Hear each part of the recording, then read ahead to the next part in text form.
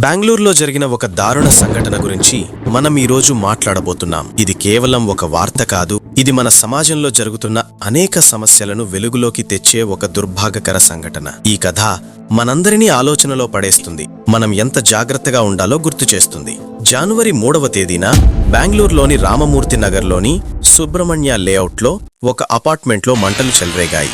34 ఏళ్ల software engineer Sharmila DK అనే యువతి ఆ మంటల్లో చనిపోయిందని మొదట అనుకున్నారు. ఆమె ఒంటరిగా ఆ ఫ్లాట్లో నివసిస్తుంది. మంటలు చూసిన పొరుగువారు వెంటనే అగ్నిమాపక దళాన్ని పిలిచారు. కానీ అప్పటికి చాలా ఆలస్యమైపోయింది. షర్మిళ లేదు. మొదట్లో పోలీసులు ఇది ఒక దురదృష్టకర ప్రమాదం అని అనుకున్నారు. బహుశా ఎలక్ట్రికల్ షార్ట్ సర్క్యూట్ వల్ల మంటలు వచ్చి పొగ వల్ల ఊపిరాడక చనిపోయిందని అనుకున్నారు. కానీ షర్మిళ స్నేహితులలో ఒకరికి ఈ విషయం అనుమానంగా అనిపించింది. ఆమె పోలీసులను సంప్రదించి మరింత లోతుగా దర్యాప్తు చేయమని అడిగింది. పోలీసుల దర్యాప్తు మొదలైంది. క్రైమ్ సీన్ ఆఫీసర్లు మరియు ఫోరెన్సిక్ నిపుణులు ఆ ఫ్లాట్ ని పరిశీలించారు. వారికి ఎలక్ట్రికల్ షార్ట్ సర్క్యూట్ జరిగిన ఆధారాలు కనిపించలేదు.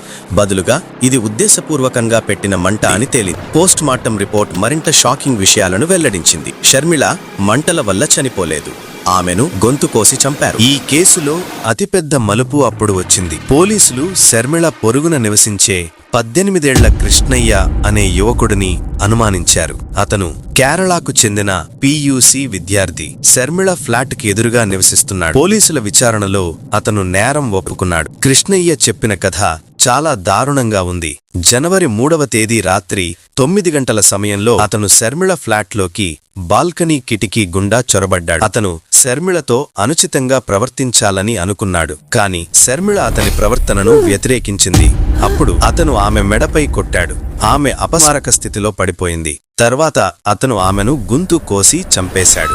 నేరం చేసిన తర్వాత కృష్ణయ్య తన నేరాన్ని దాచిపెట్టాలని అనుకున్నాడు. అతను ఆ ఫ్లాట్లో మంటలు పెట్టాడు. ఇది ప్రమాదవశాత్తు జరిగిన మరణంలా కనిపించాలని అనుకున్నాడు. అతను షర్మిళ మొబైల్ ఫోన్ కూడా తీసుకెళ్లాడు. తర్వాత అక్కడి నుండి పారిపోయాడు. పోలీసుల దర్యాప్తులో మరికొన్ని విషయాలు తేలాయి. షర్మిళ మరియు కృష్ణయ్య ఒకరినొకరు తెలుసు. పొరుగువారు చెప్పిన ప్రకారం ఆమె అతనితో అప్పుడప్పుడు మాట్లాడేది.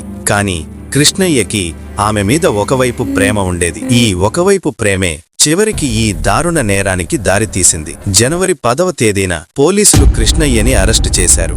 అతనిని 3 రోజుల పోలీస్ కస్టడీకి పంపారు. అతనిపై హత్య, అత్యాచారం, సాక్ష్యాలను నాశనం చేయడం వంటి అనేక కేసులు నమోదు చేశారు. భారతీయ న్యాయ సంహిత 2023లోని అనేక సెక్షన్లు కింద అతనిపై కేసులు పెట్టారు. ఈ సంఘటన మనందరినీ ఆలోచనలో పడేస్తుంది. ఒక యువతి తన ఇంట్లో సురక్షితంగా ఉండాలని అనుకుంది. కాని ఆమె పొరుగువాడే ఆమెకు ప్రమాదమయ్యాడు. ఇది మనం ఎంత జాగ్రత్తగా ఉండాలో గుర్తు చేస్తుంది. మహిళల భద్రత గురించి మనం మరింత తీవ్రంగా ఆలోచించాలి. షర్మిళ కుటుంబానికి ఈ దుఃఖ సమయంలో మన సానుభూతి తెలియజేస్తున్నాం.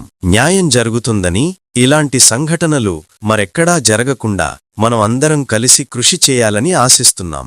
ఈ కథ మనకు ఒక గుర్తింపు. మనం ఒకరినొకరు గౌరవించాలి, మహిళలను భద్రంగా ఉంచాలి. అప్పుడే మన సమాజం మంచిదవుతుంది.